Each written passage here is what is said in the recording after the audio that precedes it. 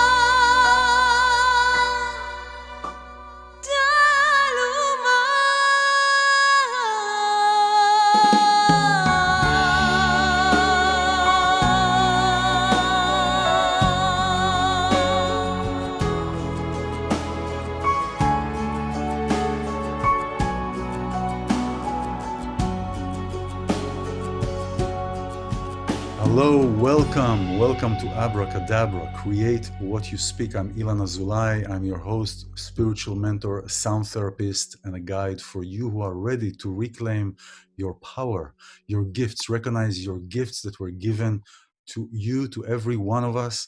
And this is really a place where we are bringing resources, bringing people with gifts to encourage each one of us to look inside, because everything is in the inside. And I want to thank you for being here. והריני מקבל על עצמי את מצוות עשה של ואהבת לרעך כמוך. I hereby accept on the due commandment, the utterance of love your neighbor, your friend, in the same way that you express love to yourself. And the focus is on yourself first. So we have to focus first on our own gifts. For us, how do we talk to ourselves to bring it forward to the world? Today, it is a wonderful opportunity. I'm so blessed to have here, to have Daniel Matt. Here is Daniel. I brought him into the picture. And Daniel is a scholar, and he's really an authoritative figure in the Kabbalistic world. You know, there's so much that I can share with you about Daniel. He published over a dozen books, including The God and the Big Bang. That was, I think, in 95? Yeah. 95. 9 volumes of the Zohar, and we will talk about, Daniel actually will talk about the Zohar, which is the masterpiece really of Kabbalah.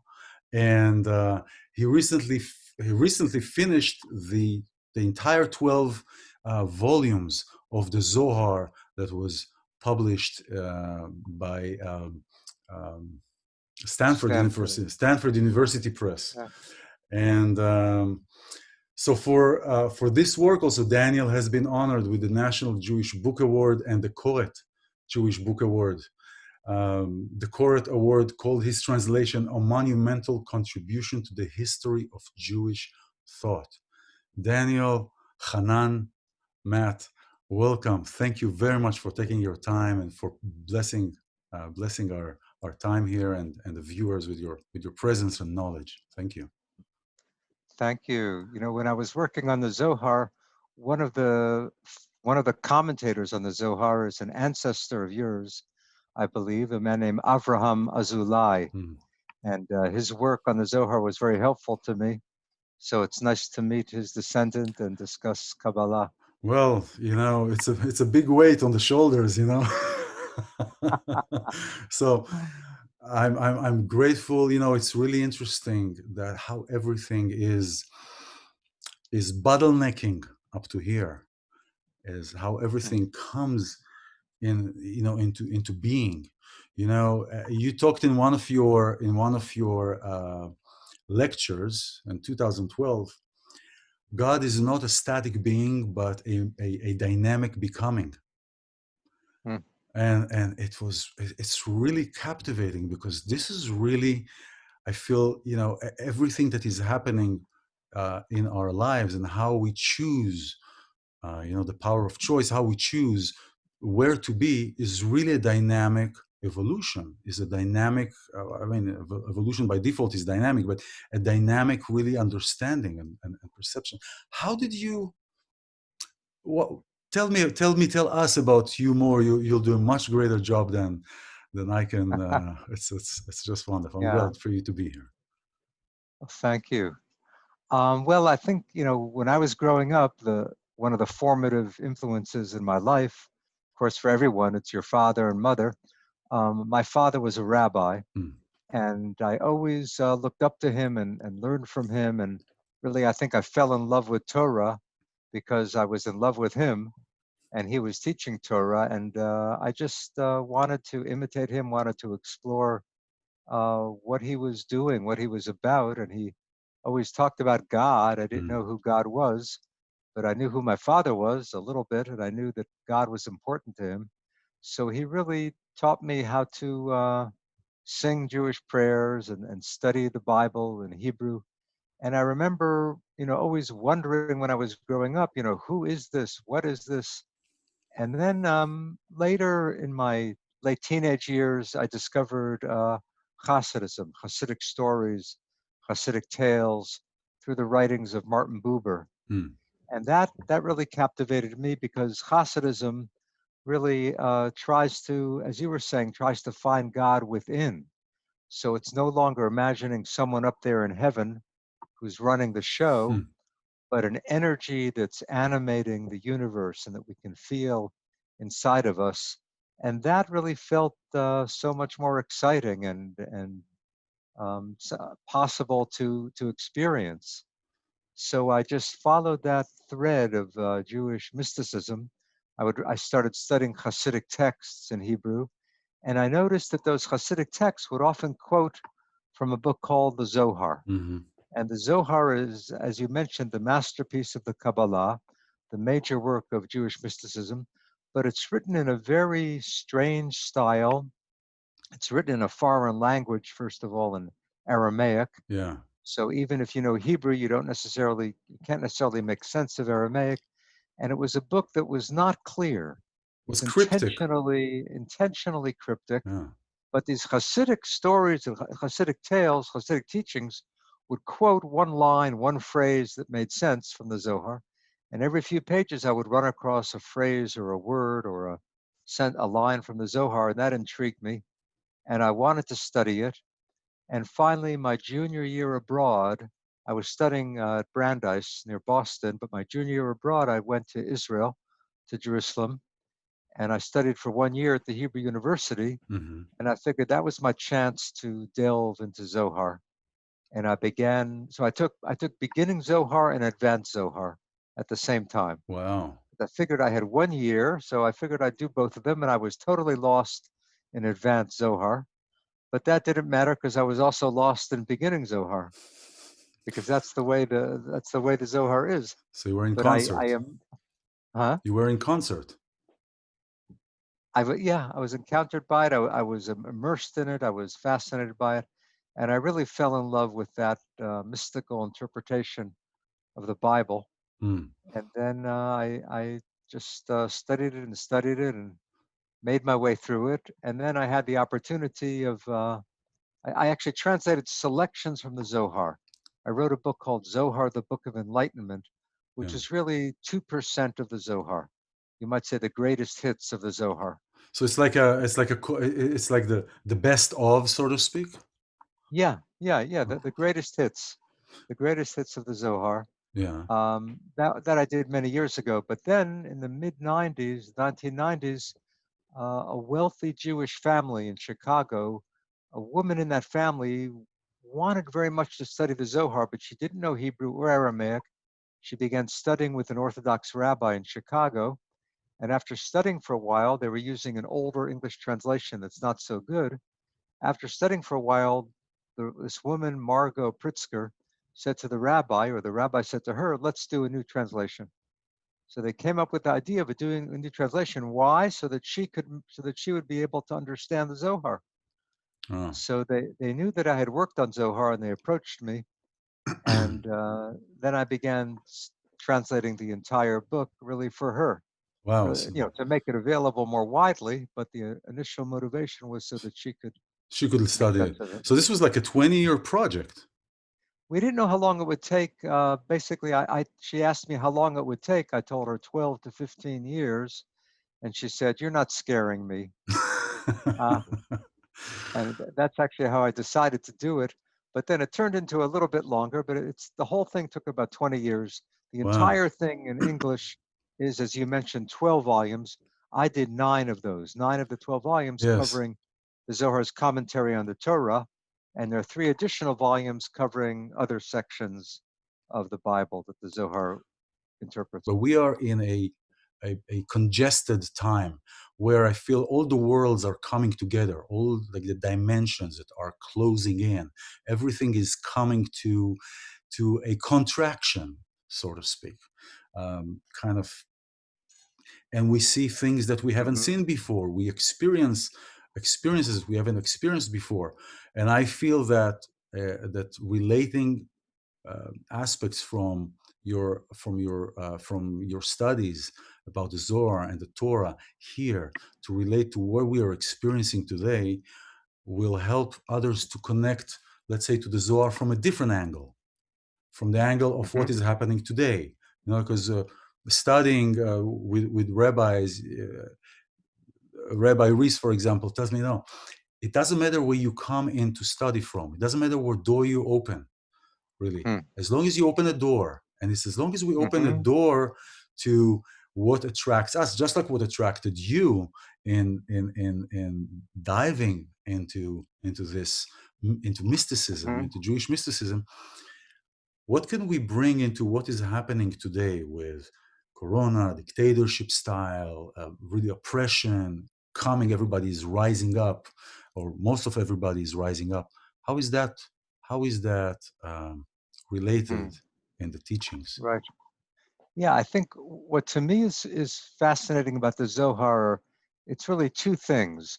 One is what the Zohar says, and the second is just the fact that it's so creative, that it takes such a new approach to the tradition. Hmm. So in a way, it teaches us certain specific things, but more than that, it inspires us to develop our own relationship to Torah. As you were saying, it doesn't matter so much where you enter. The point is to enter, Hmm. to open the window. Right? Krishnamurti once said that what matters is to leave the window open. You can't predict what's going to come in. You can't be sure that you have absolute truth, but just to allow an opening. And that's what the Zohar does to the Torah. What you find again and again, almost every page, Rabbi Yehuda opened, Mhm. Rabbi Shimon opened, Open. Elazar opened. Yeah. And that means so many different things. It means they opened their talk, their discourse. It means they opened up the verse that they're looking at. They opened up what you're reading in the Bible and they found something new. And then, of course, it means they opened themselves. They left themselves a little bit open Hmm. so that something fresh could come in. And the Zohar does that and it stimulates us to do it. So So it's I think you're right. It's not the approach really shouldn't be to memorize everything that a certain book tells you. The approach should be, I want this to open my mind. I want this to create new possibilities. One of the most beautiful names the Zohar gives to God is in Hebrew, Sod HaEfshar, hmm. the secret of the possible. Yeah. It's actually a name for God in the Kabbalah, not in the Zohar, but in other books of Kabbalah, the secret of the possible. and that's what is so valuable. So so But ba- yeah, so basically, challenging our perception is a gym for our imagination. yes, yes, challenging us to not to be satisfied with our current understanding of who God is or who we are. And as you said, there's really this dynamic interrelationship between the divine Mm. and the human. And in the Zohar, it's not always clear whether the text is talking about God or talking about your own inner being. And it wants you to keep wondering, is this God? Is this something inside of me? And finally, you discover there's a divine spark within each of us, and we're able to contact that and hopefully to fan that spark into a flame. Well, isn't it says that each one of us should look at the world as if it was created just for us, and yet I say that it's not only about us, because if we look at it this way, the ego come and plays along, Right, you right. know. There's a great Hasidic rabbi who said you should actually have in your pocket one piece of paper. On one side it says Bishvili nivra ha'olam, the world was created for me. On the other side of the paper it says Va'anochi afar va'efer, Mm, I am dust and ashes. So wow. to move back and forth between realizing how little we are, how puny we are, and how vast we are, how we can tap into the oneness of it all. Mm, wow. I think that, being able to navigate between those two poles, and as you said, there's a danger of getting stuck. If you just get stuck in I am beautiful, I am great, then it's all egomania. And if Yeah. you just put yourself down, then you can't get much done. So to be able to move between those two and to ideally to find a balance, a harmony. Yeah, this is interesting because these times that we are where we are, what we're experiencing now with the coronic times. Um, by the way, how are you doing this now? Are you giving lectures and everything via Zoom, or do you go, or is it how is it happening now? I began actually about a year and a half ago to teach Zohar on Zoom. Actually, the course is called Zohar Zoom. Oh, that's great. And when I did it a year and a half ago, people were doing it, but it wasn't, taking over the world. But now, since the virus, the course is growing, and I think people find, I'm sure you find this, that we need some kind of spiritual program, some spiritual devotion to help us through these challenging times. And it's wonderful to meet together with a group and study Torah or Midrash or Talmud or Yeah, spirituality of yeah. Eastern, Western, to Well, to find the spiritual core. well, we are actually having a spiritual structure. We just need to pay attention. For example, the coronic times, as I call it, is really the most wonderful to find meaningful connections because it lacks the bribe. Bribe.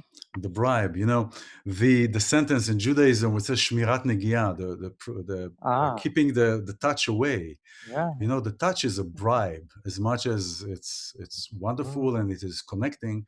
But when Huh, we meet like that, it is a huh. wonderful opportunity to first really get to know that person in Right. relationships. When Uh-huh. when when people come, because I see people are telling me, how am I going to meet somebody now? How am I going to meet somebody now? I'm Yes. telling them, what are you talking about? This is the best time to meet. So Ah, yes, there is not interesting. the physical touch, but there is the Yeah. opportunity. Everything is an opportunity. There is the opportunity to really meet somebody to their core. Right. Then when you eventually get together, then it's really the cherry on top of the cake, you know? Uh-huh. So I think there is as you said, right? It is the creativity, the opportunity that is here. Well, let me say something Yeah, for a moment about Corona, because this came please. up in the Zohar course. It's interesting. Corona is the name it's called. It goes by various names. And in Hebrew, the word for Corona is Keter, because Yeah, Keter means crown and Corona means crown. And Virus HaKeter is one of the names for it in Israel. But it's amazing. I'm sure you know that in Kabbalah, Keter is a name for the highest level of divinity. God is described as having 10 qualities or 10 sefirot. Mm-hmm. And the very first one is Keter, the crown Yeah. on the head of this divine human body, various aspects, right and left, various limbs. But the first one of all the 10 is Keter, the crown. And it sounds strange that we have such a beautiful name for the highest level of Kabbalah and for this devastating plague. But another name for Keter is Ayin, spelled Aleph Yud Nun. And Ayin is nothingness. Mm-hmm. But in mysticism, as I'm sure many of you know, nothing is actually a very positive term because it doesn't mean nothing as a blank. It means no thingness, the Yeah. pure potential, Mm. that which could become anything. So it's really a combination of destruction and the possibility of creativity. And that connects to what you're saying. This time, which is so devastating for much of the world, is also a great opportunity to see things in a brand new way, to Mm. leave our patterns, to undo the patterns we're so used to, our habitual patterns. Yeah. And Yeah. there's something they're very liberating about that ayin, that no thingness. The no thingness. Yeah. The endless. It's really becomes like it becomes like the beginning of everything. It's like the end of something, and at the same time, it's the beginning of Right, everything. Does that have right. to do anything with? Is that correlating to the tzimtzum, shvira, and at the same moment there is tikkun, which is the three stages where Yeah, we're. that comes up. That comes up a little bit later in Kabbalah. That the notion of God is nothing you find in the Zohar and in the early Kabbalists. When you come to the next great creative period of Kabbalah in Sfat, Hmm. in Safed, that Yeah, beautiful Galilean town that love many it. of I us love have that been place. to. Yeah. There you had a new development of Kabbalah, a new flowering of Kabbalah, and the central figure there was a man named Isaac Luria, Yitzchak Luria, Hmm. the Ari, the lion. And he taught this paradoxical theory about really what he's saying is that at the beginning, all there was God. There was nothing but divinity, an infinite ocean of the divine. So, how could the world exist at all? If God filled all space, how could there be room for anything that wasn't God? So, Luria teaches that God actually first, before he could create, God had to withdraw in all directions and leave an empty space, leave a void, leave a vacuum. Mm. And into that vacuum, the divine light could then flow in a measured way to create the world.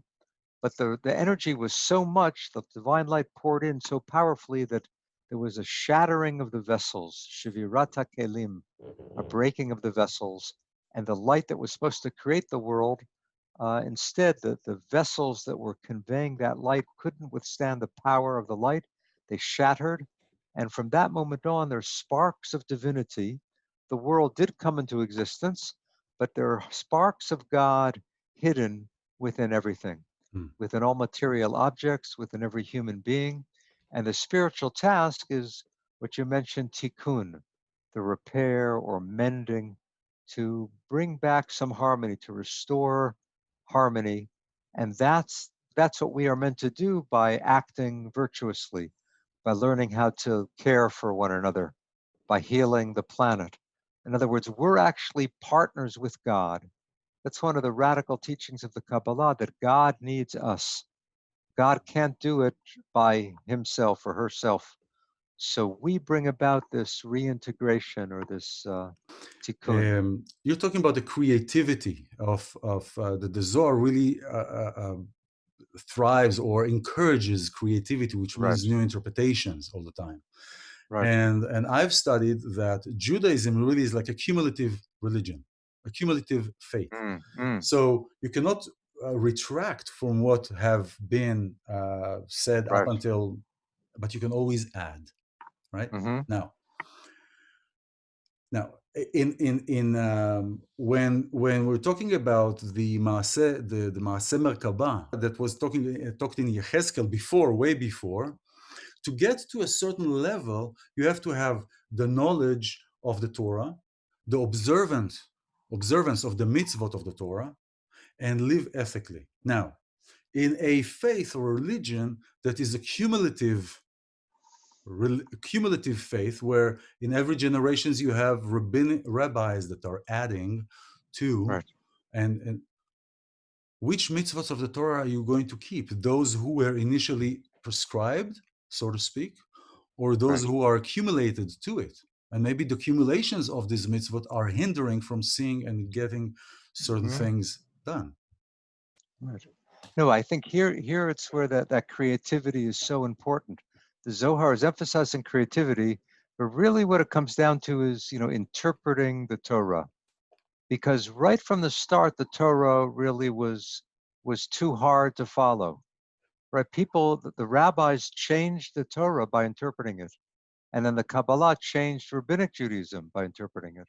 And Hasidism changed Kabbalah by interpreting it. And we have to change whatever we've inherited through that creative interpretation. Hmm. I'll give you an example. The very first verse of the Bible, right? In the beginning, God created. Mm-hmm. Bereshit Mm-hmm. bara Elohim. Mm-hmm. It's very clear what that means. It's pretty clear what that means. In the beginning, God created. But it's interesting, the Hebrew actually says Bereshit, in the beginning, bara, created, Elohim, God. Mm-hmm. So it's in the beginning, created God. Now, it doesn't matter that you have the subject coming after the verb, created God. We do that sometimes in English too, like, thus Yeah, spoke the king. exactly. It means the king spoke. So in the beginning created God, it means in the beginning God created. But the Zohar says no. Let's read it exactly in the order it comes. In the beginning, it created, because the word created can also mean it created. In the beginning, it created God. Hmm. That's how the Zohar interprets the beginning of the Torah. Not that God created, that God was created. In the Hebrew version or in the Aramaic? I mean, the Aramaic of the Zohar is saying that the Hebrew of the Torah means, in the beginning, it created God. Hmm. So God is actually the object of creation, not the subject. Oh, wow. That It's sounds very bizarre, but then wow. you wonder, okay, if God's the object, then who created God? So Wow. the Zohar really says the ultimate reality of God, that's what we call Ein Sof, infinity. What we call God is already a secondary thing. And that's why that's why it says that Bereshit, the letter Bet, comes it's the second letter of the alphabet, which means there was an Aleph, an a Hebrew before that. But Right. that's interesting, as I kind of mentioned, all these 2 weeks have been a chain of events that have been manifested, at least in my life, in my experience, and with the people that I know and people that I work with. But in my experience, where all this information and people that have been appearing in my life and as a shluchim come, give information, go, Mm-hmm. come, Mm-hmm. and really the information that is related to either spiritual beings or outside beings, outside different species that are coming into this place, and the information that is being received through them, about them, and about Mm. creation, that is challenging, really is challenging this old perception, this old stories, and it's like telling me, Ilan, challenge that. Don't be Mm. afraid to challenge us, because many times it's the fear about challenging that draws me back, not the challenge itself. It's just the thought about Yeah. the challenge. And it's so interesting that you're saying that now, because I always had the problem with the English language. For example, when it says Bereshit bara Elohim tarararam aya ve'aya yom echad. Yom Mm-hmm. echad. Echad means a day. Doesn't hint on a sequential day. But in Right. many English versions, it says day one or the first Mm-hmm. day, The first day. which is Right. hinting to a sequential day. But I didn't get from the Right. Hebrew Right. Torah that there is a Yeah. sequence. Well, this is fascinating. Yes, this really that applies, to God too, to say that God is one. It's not one as in one, two, three. It's really God is oneness. That's how Oneness. the mystics reinterpret, Hear, O Israel, the Lord our God, the Lord is one. It doesn't mean that there's one God. That, of course, that's basic. There's oneness from But the place of now it one. means God is the oneness of it all. Wow. So to say every day, in other words, now that declaration of the Shema, if you actually meditate every day on God being oneness, then that becomes the basis of your religion. I think what's something you said before. Which mitzvot do you keep? Which commandments should you keep, and which should you question? It's an interesting idea in Judaism. How many commandments are there? How 613, yeah. many? If you look at the Bible and you look at them traditionally, the rabbis say there's 613 commandments. Now, that sounds like quite a lot. It actually, if you count up the number of them that apply today, it's probably something like 100. But there's a Hasidic teaching that says, you know how many commandments there are? Look at the verse in Proverbs, B'chol derachecha da'ehu. Mm. In all your Wait, ways, no. know God. So there's a Hasidic teaching that says, if you actually take that verse seriously, then there's an infinite number of mitzvot. Because anything you do can become an opportunity to experience God. that divine energy, can experience God. Wow. So everything becomes a mitzvah. You don't have to follow a set list of commandments. You can moment by moment discover ways to cultivate your awareness. But wow, this is in some way there is a knowledge of that. In some way, it's kind of something that was known, like a noetic sense, but it is like almost it's a fear of approaching that kind of an understanding, Right. I because of think there's a fear that if you that if you just tell people do it on your own, people will yeah. fool themselves, people will stumble, people will convince themselves that they found the truth. Right? We always want to find the truth, but there's really no final absolute truth that's going to work for you every day and that's going to work for every person. So the tradition, as you said, is cumulative. The tradition keeps adding, adding, adding. And we're at a point now where we have to look very critically and very skeptically at everything that's piled up over the millennia. But we need certain guidelines. And I think one guideline is the line that you began with tonight, the line from the Torah, perhaps the most beautiful line in the Torah, Mm. love your neighbor as yourself. So if you say, I'm going to take that seriously, I'm going to take seriously loving God and loving your neighbor. Rabbi Akiva said those are the two most important mitzvot. And Mm. Jesus said those are the two most important mitzvot. So you have a great Christian teacher and a great Jewish teacher agreeing you should love God and love your neighbor. And then you look at all the tradition, you say, what elements within the tradition are going to help me love God? Mm. What elements within the tradition are going to help me love my neighbor? Those are going to become my toolkit. Those are going to become my mitzvot. Wow. And that may change. It'll Mm. change from now till next year. But I think you're right. We have to be flexible. We have to be open. We have to be eager. We have to be passionate about learning. We should delve into all of the wisdom we can. And then we should fashion for ourselves a path that will lead us to Mm. something fulfilling. Well, first of all, Jesus wasn't Christian, so it's later, Yeah, way later, they made him one. to see right this to appreciate Jesus as a Jewish teacher, it's a very difficult thing for Jews to do because of the millennia of anti-Semitism, because of the persecution, the suffering. Well, So it's natural to have an animosity yeah. toward that, but to The overcome animosity, that, is taught, and it's yeah, example of challenging a perception, challenging something that right, we were taught and we were fed with several spoons, not one spoon. It is really hard in today's world, also between a couple, to love somebody in the same way that I love myself. I mean, most of the times, many people don't really know if they love themselves, so it's kind of hard even to love somebody else. However, if we bring it down to a practical level, I can express love to somebody else by wishing for them all the best and the wonderful things that I would wish for mm, myself.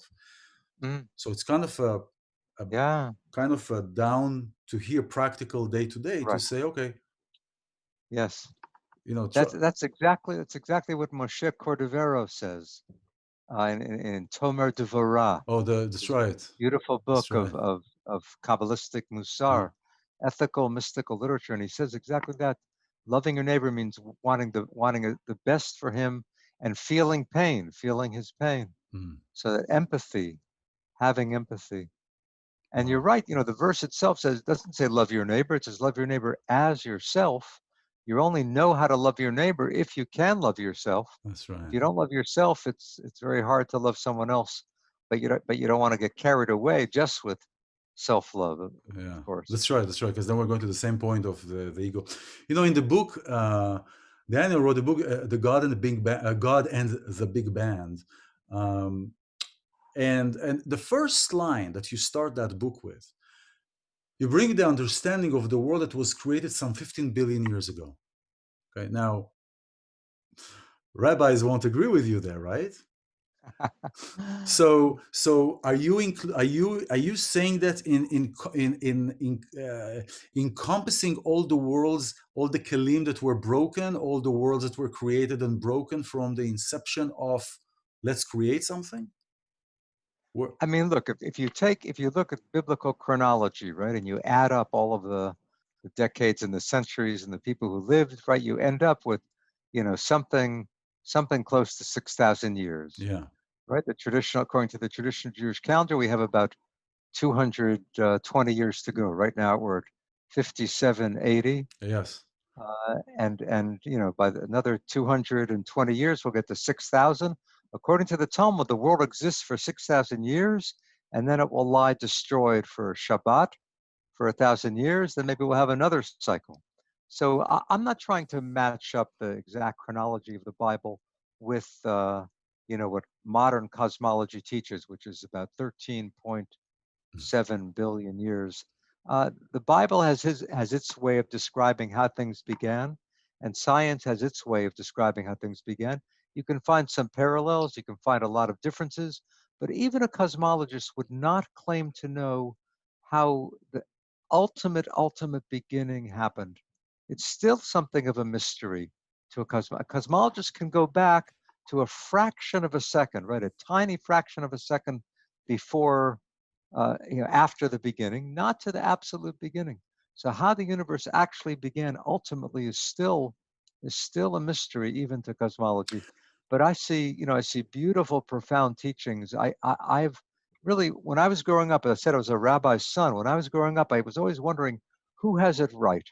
Is it the Yeah, Torah or the scientists? yeah. Because I was growing up in a modern, liberal, sophisticated home, and my parents were educated, and I was meant to appreciate science, not to challenge evolution. I understood in high school a little bit about that, but I always wondered, wait a minute, the Torah seems to be describing this, and the scientists said this. So that book, God and the Big Bang, it really came out of years and years of wondering who has it right.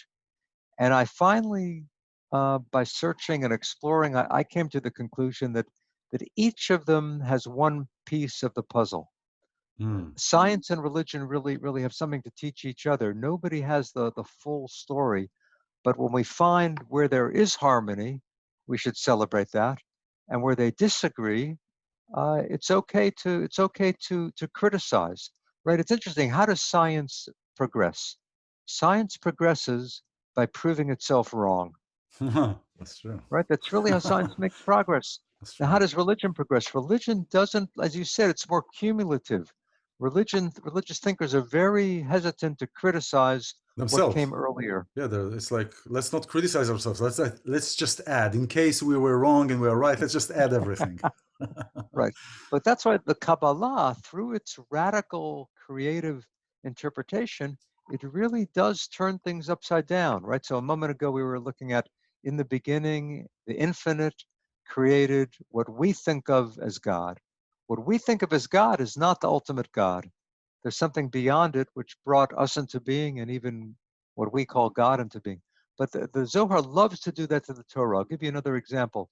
One of the first stories in the Bible, of course, is Adam and Eve in the garden. And then Adam and Eve eat from the fruit of knowledge, and they find themselves, God expels them from the garden. Right? So the Hebrew says in chapter 3 of Genesis, Vayigaresh et ha'adam. He expelled Adam. But the Zohar says something interesting. The Zohar says, Who threw whom out of the garden? Huh. And the Zohar actually suggests that we threw God out of the garden.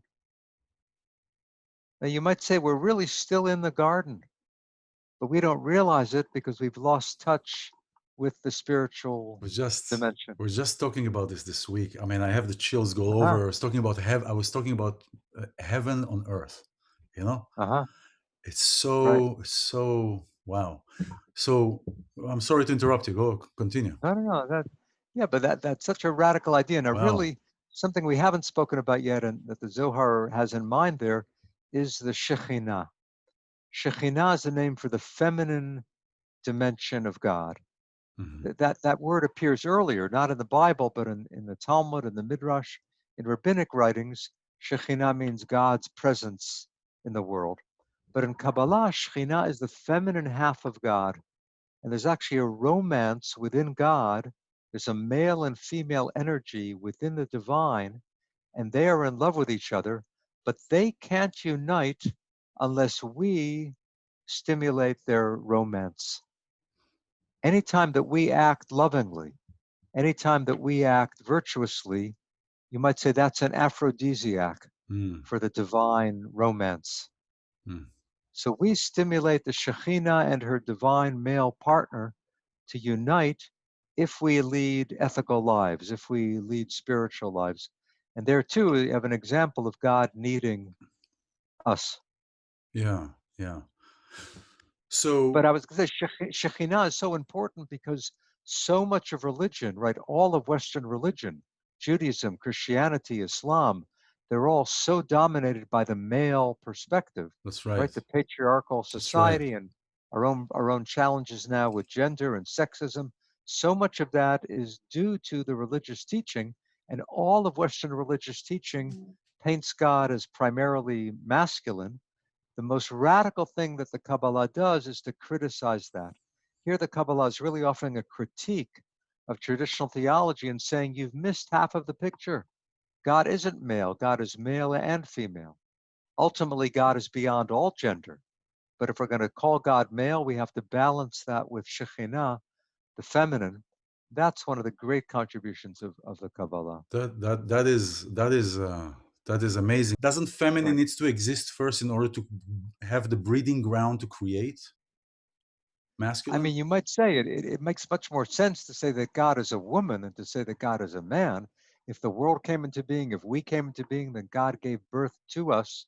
So there's something more Yeah. accurate about calling God feminine or female How than do, masculine or male. how does the Zohar deals, because even the Torah is written the Hebrew language itself is a masculine language. You know, you can have 1,000 women in a room and one male in the room, and you still refer to everybody as their male, Anashim, right? yeah. So how So does the what Zohar deals with yeah. that? With that in a language? Now, in English, you can say you, and you can mean to a female and male. So maybe that's kind of a shortcut and an easy way to pass that. But how does the Yeah, language? what the Zohar does is to play with the Hebrew language. For example, you have a beautiful word in Hebrew, et, Yeah. aleph, taf. Now, that's a word in Hebrew that means nothing. In other words, you really can't translate it. In Hebrew, as you know, you can't say, I drink the water. You have to say, I drink et the water. You can't say, I see the sky. You have to say, I see et the sky. In other words, et introduces a direct object. That's its main function in Hebrew. But the Zohar says, no, look at that word et. How is it spelled? It has the first letter of the alphabet, aleph, Yeah. and the last The letter of the last one. alphabet, taf.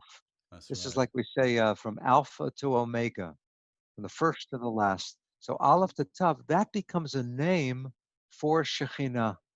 Wow. That's one of her names. Why is she aleph to tav?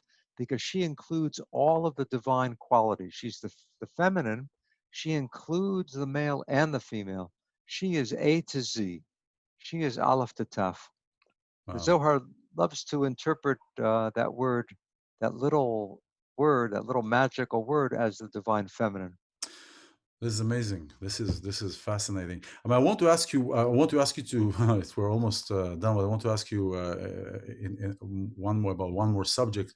But before that, the Torah, for the most part, is really teaching us about us, like you said. It's really for us. It's the pardes. It's the simplest. It's the story level, the hinted level, the deep level, and the mystery. There's Hmm. four levels of the Right. four quality levels. But on the story levels, in the Torah, we have so many stories that, for me, since I was a child, were contradicting in the concept. For example, there is the story of the guy that cut wood on Shabbat, Mm. right? And the mob, the people, brought this guy to Moses and says, he cut trees on Shabbat. What should we do with him? It's like a 20,000 people mob bringing him. Now he says, okay, let me go Yeah. into the tent and let me talk to God. And I'll come. 3 days later, he comes out and says, God said, kill him. Now, you know, it contradicts to everything that is ve'ahavta l'reacha kamocha. You know, the question is, Hmm. how do we challenge that as we are encouraged to challenge? How do we challenge a story that on the surface appears to please the mob or to please the political state of, for example, Moses? Yeah. Now, I'm not, God forbid, I'm not demeaning anybody, and I don't want to offend anybody here that is Right. listening.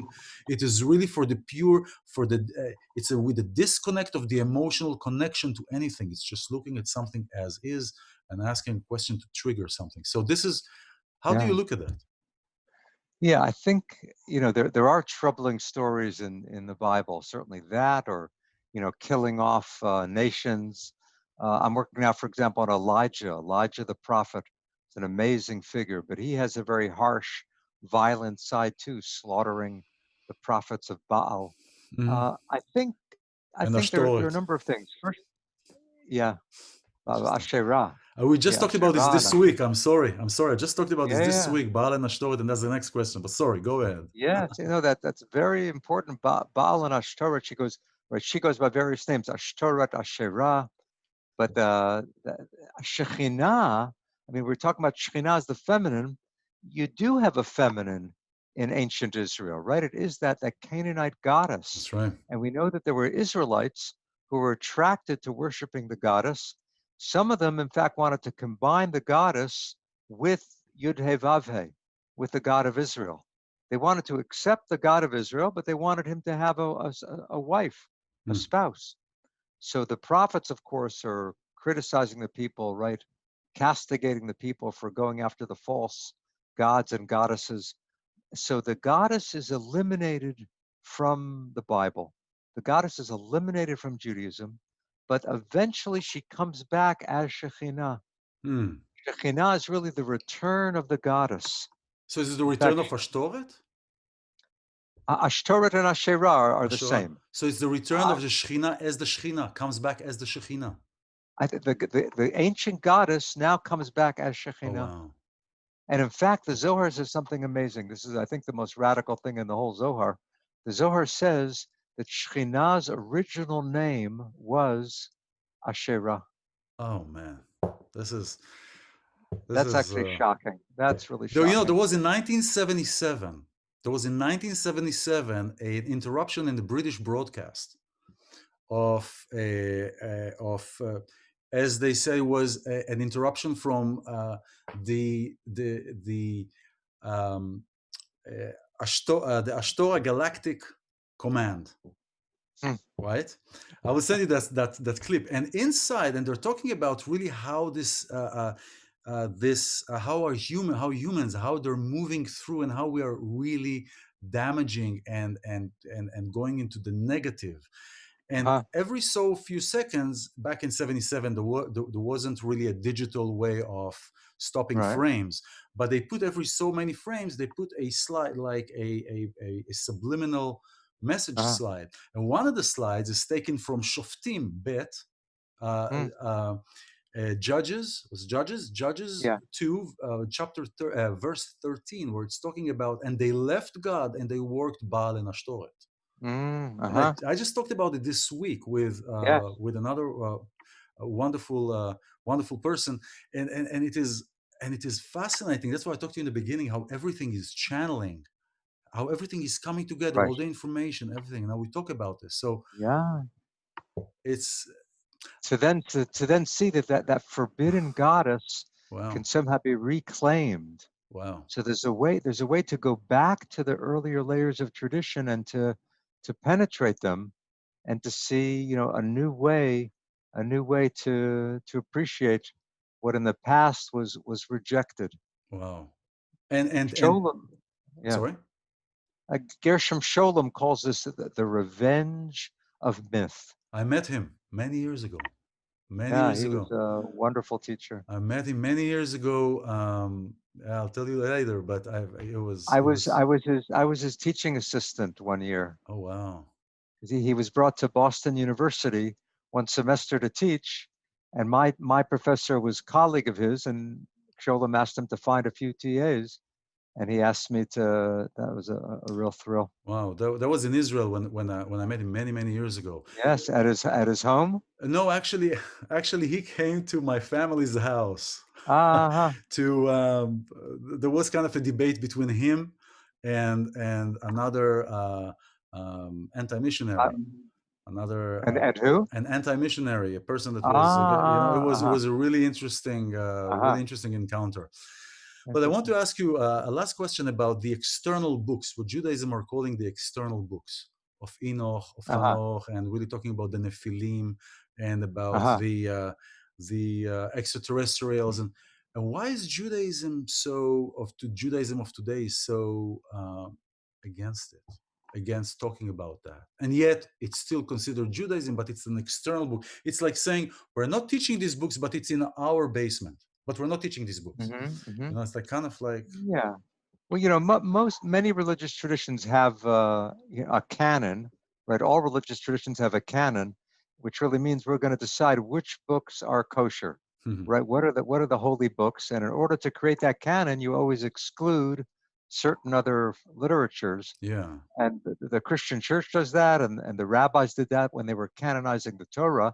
In fact, there was an argument about some of the books that are in the Bible, whether they should be in the Bible or not. The Kohelet, hmm, the book of Ecclesiastes, almost didn't make it into the Bible. The Song of Songs, because it's such erotic love poetry, there was a real argument, should that be in? So those made it in, and other books did not make it in. Basically, the books that did not make it in were books that were more mythological, telling mythical stories about Enoch, for example, yeah, who went up to heaven and became an angel, or other mythological beings, like you mentioned, the Nephilim, the fallen angels. So those books are there in the background, and because they're forbidden, they're also attractive to people. hmm, So through the ages, there were rabbis who wanted to study them. In the Talmud, you have stories about, rabbis who were studying things that seemed to be not fully accepted. In a way, the Zohar is flirting with that material and trying to present it in a more traditional kosher form. So the Zohar does draw on the Enoch literature, and the Zohar talks about some of the things that are in that those outside books. But now, as you were saying, at the beginning of our discussion, now everything is available, right? You don't even have to leave your house. You can find anything online. You can find any text, Jewish, Christian, Muslim, Buddhist, Hindu, Sufi, whatever you want and more is going to be there, whether your tradition recognizes it, approves of it or not.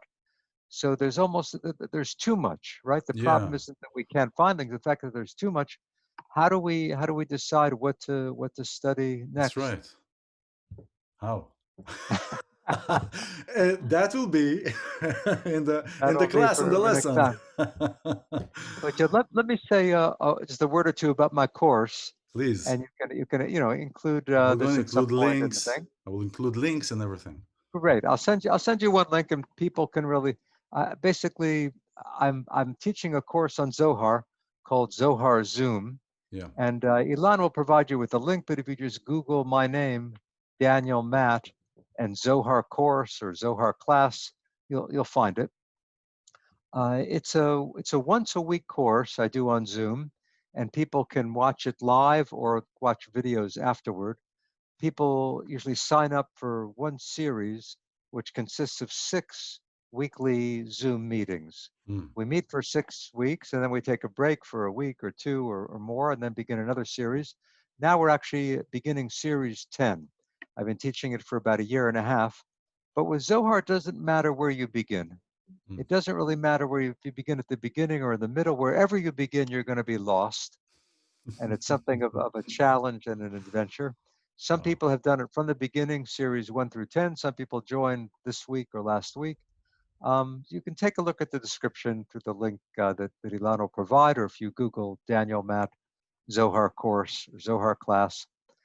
Basically, we're moving through the Zohar series by series using my translation, the Zohar Pritzker edition. That's the name for this 12-volume series, of which I wrote the first 9 volumes, translation and commentary.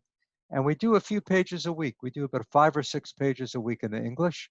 I also make the Aramaic available, and some people follow in the original Aramaic, but I'm teaching the course for people who have never studied Zohar before, even who haven't studied Jewish texts extensively before. Amazing. If you have a little bit of knowledge of the Torah, that certainly helps, but we move very slowly, and we just read and discuss and explore this masterpiece of Jewish mysticism. This is amazing. Everyone, I really recommend, even just to give it a taste. If you've been in this, if you've been in this broadcast, you can just imagine this is a tip of an iceberg that is a huge thing, and it is fascinating. Let me say Please. too that the description, the course description, which you can find through iLan or through Googling, there I give some links to free sample sessions, the free meetings. You'll see an example of what the course is like, where we're studying and exploring. I'll tell you, right now there are about 150 people in the course. There are about 40 rabbis. And then I would say there may be another 40 people who know hardly anything about Torah or Judaism or Hebrew. And the middle is people who have studied something, who know a little Hebrew, but there's a beautiful range. About half the people participate live each week, and about half watch the videos afterward. Amazing, amazing. Great. Professor, Dr. Daniel Matt, thank you so much for taking your time. I want this to be an encouragement for everyone to challenge the perception, to understand that everything is a possibility. Everything is like standing in the middle of a football field. Everything is possible. Thank you so much for being here, for embracing us with your presence, and for the knowledge, the vast knowledge, and the inspiration. Thank you very much. Thank you, iLan. It's beautiful to talk with someone whose name means tree, and the tree of the Sfirot and the fertility. So good to be with you. Thank God. Thank you.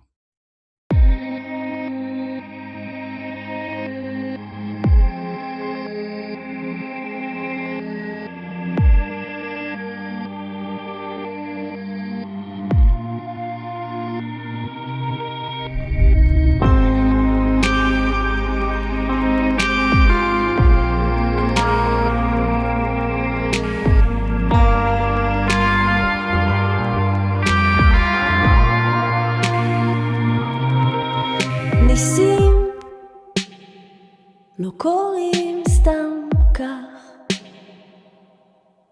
הם מתגנבים באפלה כשהקרקע פוריה, כשהאוויר נקי ומבוסם. ניסים לא קוראים כך סתם, הם מטפסים בעלייה בזיכרון שלא היה, מכווצים, מכונסים בתוך עצמם, מחכים לאות, ממתינים לסימן. יש אסונות שעשויים מחלומות מרוסקים, יש אנשים שמאבדים ולא מוצאים, והשמיים הם פתוחים, העננים קלים קלים, אבל אני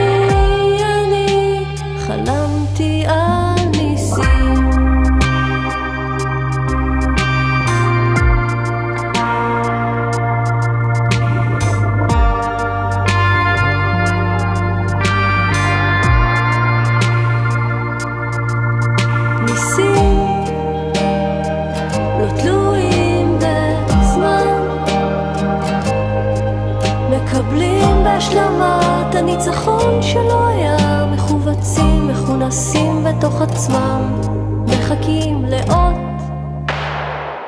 ממתינים לסימן. יש אסונות שעשויים מחלומות מרוסקים, יש אנשים שמאבדים ולא מוצאים, והשמיים הם פתוחים, העננים קלים קלים, אבל אני חלמתי על ניסים.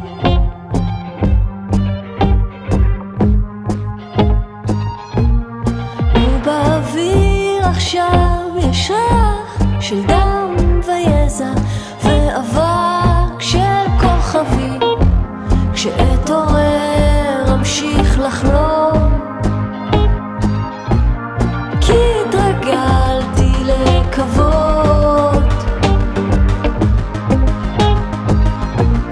כי התרגלתי לקוות.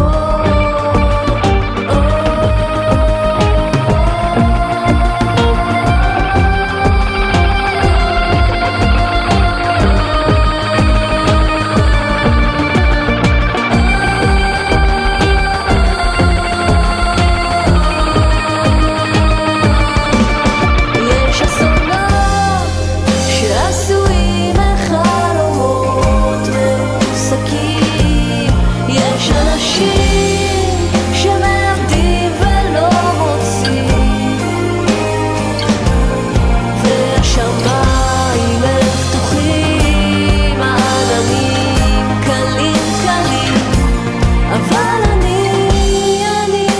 חלמתי על ניסים.